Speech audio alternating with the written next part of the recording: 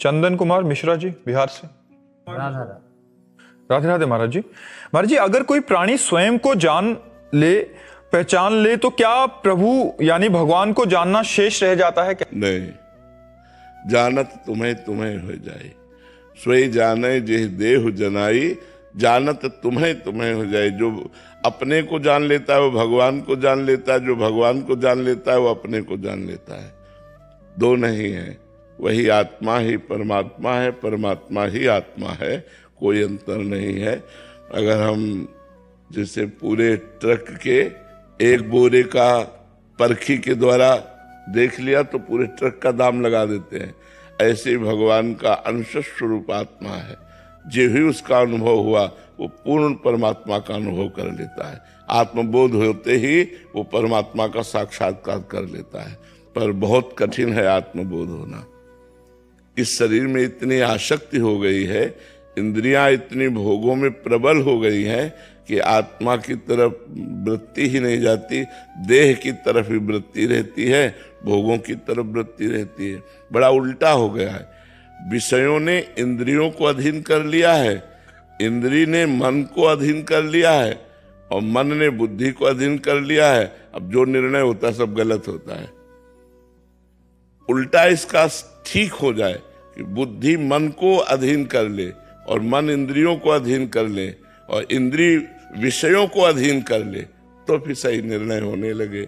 अब इसके लिए गुरु चरणों का आश्रय लेकर साधना करना होता है। सिस्टम उल्टा है, ऐसे प्रवाह ऐसे है। मना कष्टान इंद्रियाणी प्रकृति स्थान कर सती। अब हमें परमात्मा की तरफ ऐसे ऊर्ध्व लाना है।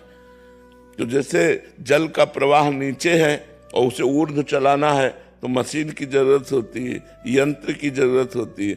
ऐसे ही हमारी इंद्रियों का प्रवाह माया की तरफ है, इसे परमात्मा की तरफ चलाने के लिए मंत्र की जरूरत है। तो हमें गुरु मंत्र मिले और हम खूब जप करें तो उसके प्रवाह से हमारी बुद्धि शुद्ध हो और वो मन को अपने अधीन करे, मन इंद्रियों को अधीन करे, इंद्रियों के अधीन विषय रहे, ना कि विषयों के अधीन इंद्रियां रहे।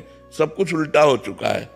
इसको सीधा करना है भजन के द्वारा, और जब ये ठीक हो जाएगा तो सही संकल्प बनने लगेंगे, सही निर्णय निकलने। अभी गलत निर्णय है, कुछ भी हो वो मन ये बुद्धि से दस्तखत करा लेता है और मनमानी आचरण होते रहते हैं और हम जलते भी रहते हैं, दुख भी पाते हैं, फिर भी वही कर्म करते हैं। बड़ा निकृष्ट मन है, बड़ा निकृष्ट मन है।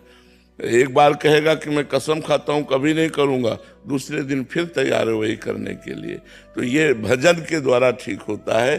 जितना हम शास्त्र स्वाध्याय करेंगे और भजन करेंगे उतने ही हमारी बुद्धि पवित्र होगी, और पवित्र बुद्धि मन पर शासन करती है और मन इंद्रियों पर शासन करता है। इसको शास्त्रों में वर्णन किया गया कि शरीर एक रथ है, इंद्रियां इसके घोड़े हैं। इंद्रिय रूपी घोड़ों की लगाम मन है और लगाम को पकड़ने वाला सारथी बुद्धि है। अब बुद्धि अगर शिथिल है, लगाम छोड़ दी तो इंद्रिय रूपी घोड़े कहीं भी गिरा सकते हैं। जैसे ड्राइवर नशे में वो कहीं भी ठोक सकता है गाड़ी को, ऐसे हमारी बुद्धि माया के नशे में है। अब माया का नशा उतरे तब सही ये मार्ग चयन करके चल पावे। अभी तो जो मन आया सो खा लिया, जो मन आया सो पी लिया, जो मन आया देख लिया, जो मन आया सुन लिया, जो मन आया भोग लिया, यही है मनमानी आचरण होना। और उस जब बुद्धि शुद्ध हो जाती है तो ठीक आहार विहार, देखना सुनना बोलना, वो सब निरपराध होता है, वो सब भागवतिक होता है। तब वो भगवान की तरफ, तब वो आत्मज्ञान की तरफ बढ़ता है, तब उसे इन शरीरों से वैराग्य और स्वरूप का बोध प्राप्त होता है। कठिन मार्ग है पर असंभव नहीं है। अगर हम गुरु चरणों का आश्रय लेकर प्रयास करें तो हम गृहस्थी में भी ये अनुभव कर सकते हैं।